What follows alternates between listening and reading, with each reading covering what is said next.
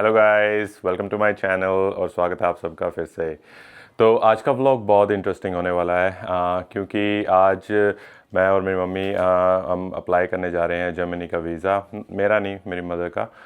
और उनका जो वीज़ा यहाँ से अप्लाई करना है कनाडा में, तो वो एक्चुअली हम we are based in Ottawa, तो ओटावा में एम्बेसी ऑफ ऑस्ट्रिया के अंदर अप्लाई करना पड़ता है जर्मनी का वीज़ा, ना कि एम्बेसी ऑफ जर्मनी में। अगर आप टोरंटो में रहते हो तो आप एम्बेसी ऑफ जर्मनी में डायरेक्टली अप्लाई कर सकते हो, पर not in Ottawa and Montreal as well, है ना।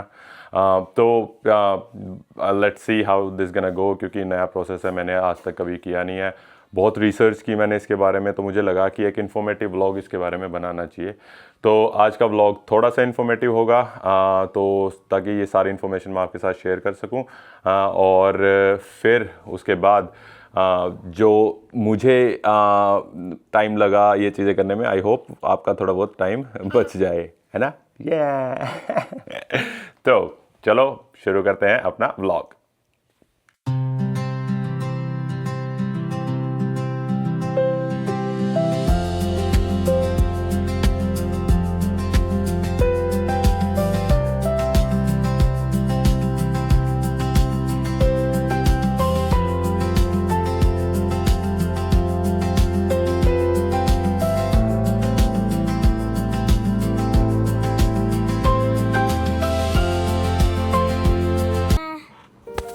जब मिमी जाएगी एयरप्लेन में तो मैं बहुत ज़्यादा क्राई करूँगी। मिमी जब एयरप्लेन में जाके बहुत ज़्यादा क्राई करोगे? हाँ, ओ क्यों? क्योंकि मैं बहुत ज़्यादा मिस करूँगी। बहुत ज़्यादा मिस करोगे मिमी को? हाँ अच्छा। हाँ। चलो कोई नहीं, मिमी थोड़े दिन के लिए जा रही है, फिर वापस आ जाएगी। ओके। नहीं, बस यहाँ पे ही रहेगी सारे दिन। यहाँ पे ही रहेगी सारा दिन? हाँ। ओके। फिर वहाँ पे भी तो चाहिए मिल्की चाचू को थोड़े दिन के लिए। नहीं, थोड़े दिन के लिए नहीं, थोड़ा। बस 1 day के लिए। चलो 1 डे के लिए भेज देते हैं, ठीक है। हाँ, but बस long time के लिए आएगी। तो कहते मिमी सुन रहे हो आप? लॉन्ग टाइम के लिए नहीं, 1 डे के लिए भेजेंगे, पक्का पक्का। लॉन्ग टाइम में आएगी मिमी, क्यों ये एयरप्लेन में आएगा लॉन्ग टाइम के लिए। और जो एयरप्लेन लॉन्ग टाइम लेता है। और चलो कोई नहीं, मिमी को जल्दी भेजेंगे वापस। ओके। नहीं, फिर आप चले जाओ इंडिया मिमी के पास थोड़े दिन। नहीं, अच्छा यहीं पे लेके आएंगे हाँ मिमी, मिमी को एयरप्लेन में जाके। एयरप्लेन में जाके। हाँ, चलो ठीक है, चलो फिर एक दिन के लिए अप्लाई करता हूँ मैं वीज़ा, ठीक है। ओनली फॉर 1 डे, ठीक है। ठीक है, चलो ज़ायरा को तो बोला एक दिन के लिए, लेकिन वीज़ा तो 3 महीने के लिए अप्लाई होगा।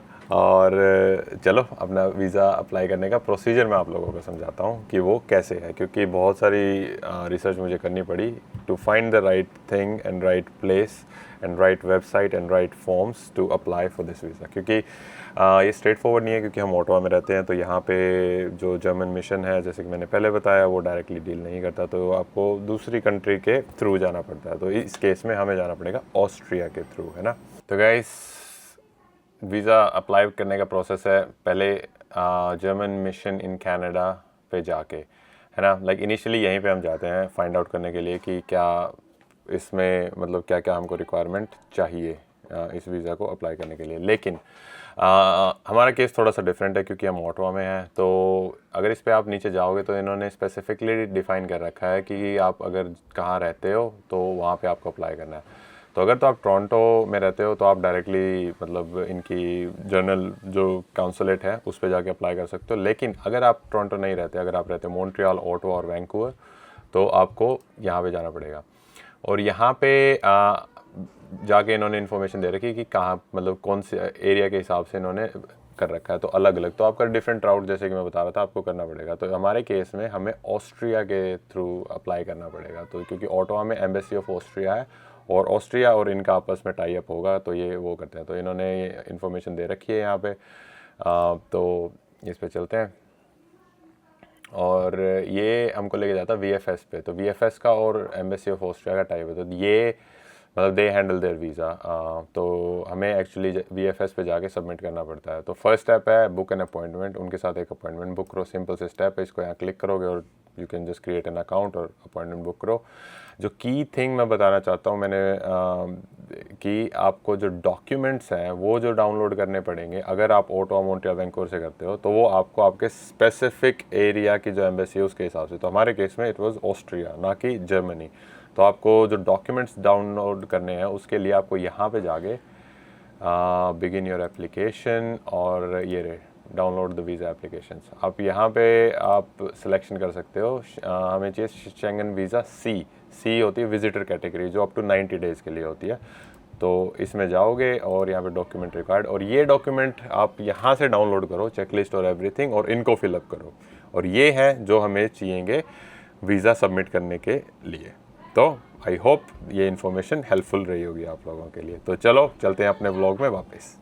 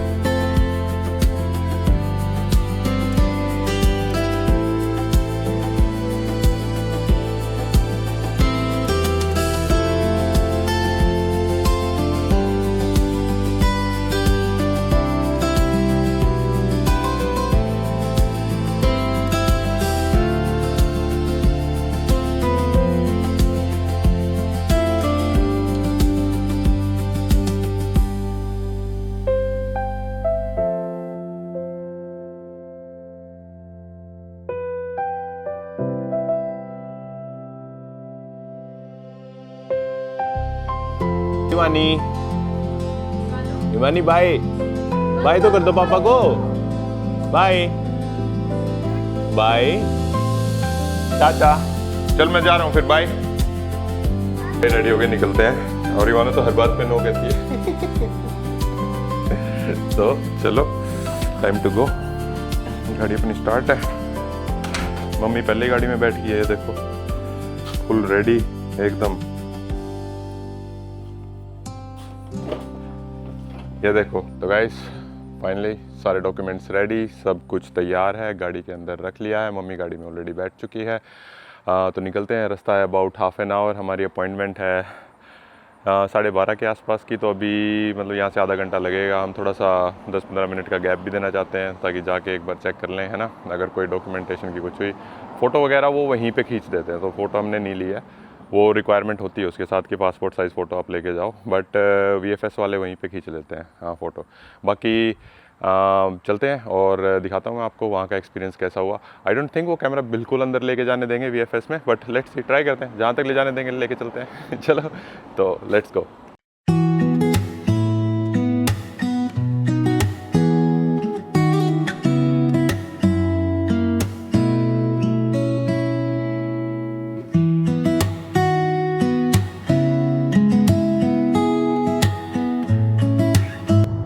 जब तक जाते हैं तो सोचा थोड़ी बहुत बात ही कर लेते हैं ना।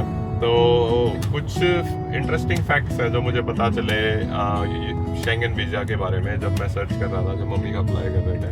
हमें पहले तो लगा कि हम प्लान कर रहे थे कि थोड़ा सा लंबा वीज़ा अप्लाई करें, कि मतलब 6 मंथ्स का, क्योंकि मम्मी का मूड था वहाँ पे जाके 6 महीने अराउंड रहने का। बट यूरोप में जो विजिटर वीज़ा है वो मैक्सिमम 90 डेज तक का देते हैं। तो जो कैटेगरी होती है उसकी है वीज़ा की C कैटेगरी, और एक और कैटेगरी होती है उनकी जो नेशनल वीज़ा होता है D, वो मोर देन 6 मंथ का होता है।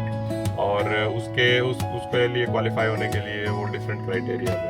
तो टेक्निकली अगर आपको घूमने जाना है या फैमिली को मिलने जाना है तो अप टू 3 मंथ्स का ही वो वीज़ा देते हैं एक बार में। तो हमारे ऑप्शंस लिमिटेड हैं, तो आप सिर्फ वो वीज़ा से ही अप्लाई कर सकते हैं जो कि वहाँ पे मतलब अप टू 90 डेज तक रहने की वो देते हैं।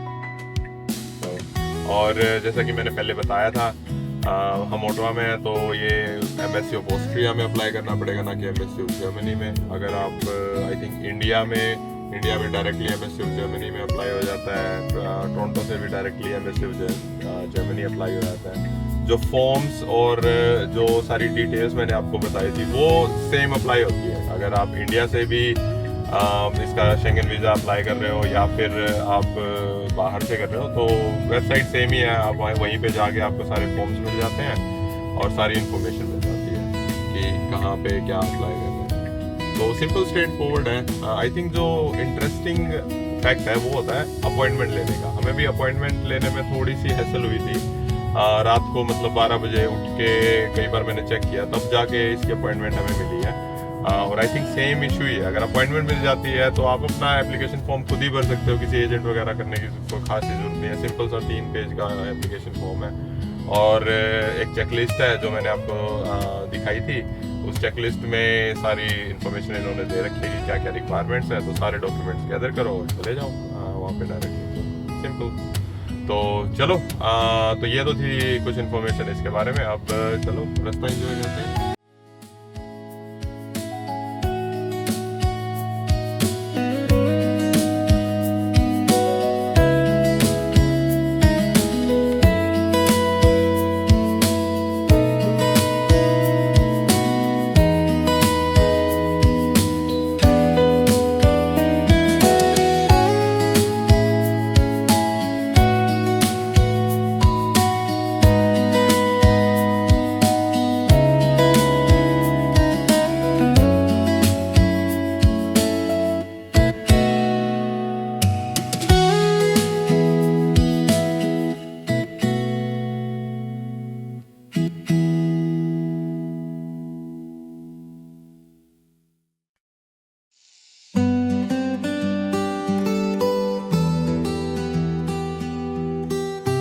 गाइस पहुंच गए हैं VFS और ये इनकी VFS की बिल्डिंग है यहाँ पे, जैसे कि आपको देख सकती है। यार काफ़ी पुरानी सी बोरिंग सी बिल्डिंग है ना। चलो इसके अंदर चलते हैं, देखते हैं। बट ये यहाँ पे काफ़ी गवर्नमेंट ऑफिसेज हैं जहाँ पे ये बिल्डिंग इन्होंने बना रखी है और डाउनटाउन से नज़दीक ही है, ज़्यादा दूर नहीं है ये एरिया। तो चलो जल्दी, आई थिंक 5 मिनट बचे हैं अपने अपॉइंटमेंट के शुरू होने के, तो जल्दी से भाग के चलते हैं बिल्डिंग के अंदर। क्या कहो?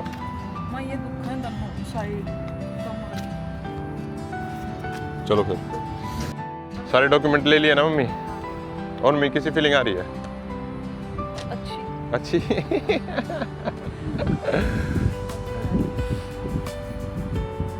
तो गाड़ी हमने यहाँ पे पार्क की है और इसकी पार्किंग लेनी होती है। तो अभी चल के ढूंढते हैं वो पार्किंग मशीन कहाँ पे है और उसकी टिकट लेनी है। तो जल्दी से यार लेते हैं। मेरे ख्याल 1 घंटा बहुत होगा टिकट का, है नहीं मम्मी? हाँ 1 घंटा तो बहुत है। ये बिल्डिंग की एंट्रेंस है। बिल्डिंग तो पुरानी सी है ना।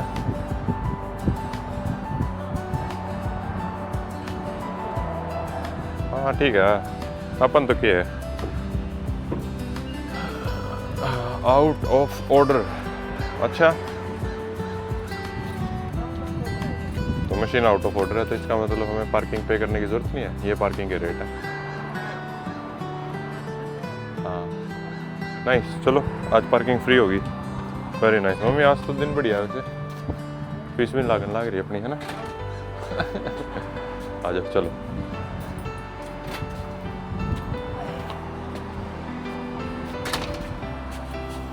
आ जाओ चलो।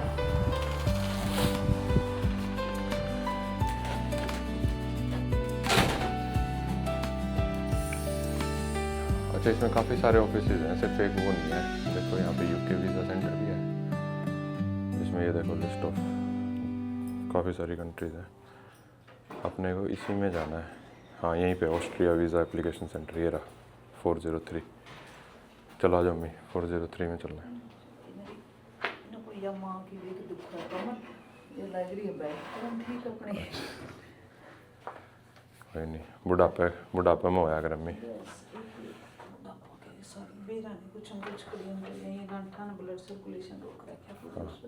आप उन तीन ही जाके वीज़ा आना थी, वीज़ा आना थी कह देंगे इनको भाई गाद दुखा थोड़ा लंबा वीज़ा दो। है नहीं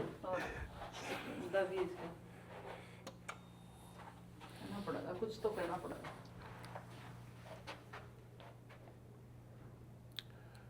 फोर्थ फ्लोर पे हमें जाना है।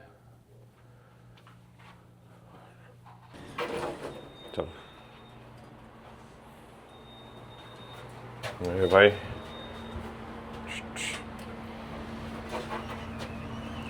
हमने जाना फोर्थ फ्लोर, प्रेस कर दिया, अब चलते हैं फोर्थ फ्लोर। और मैं तो नर्वस तो नहीं ना, कोई बार लगवा लिया। ना कोई दिक्कत नहीं, तो इतने वीज़ा लगवा लिए, कोई चक्कर ही नहीं है ना। हाँ सारा मेरा पासपोर्ट भर गया। मम्मी पूरी ट्रैवलिंग की शौकीन है। मैं क्या बात है। उसने ना फ्लाइट ने रोडवेज बना ली। Roadways bus. हाँ। तो अपने को जाना है मम्मी 40। ये तो है नाइजीरिया का, नाइजीरिया चले जाओ। No entry, permitted, prohibited.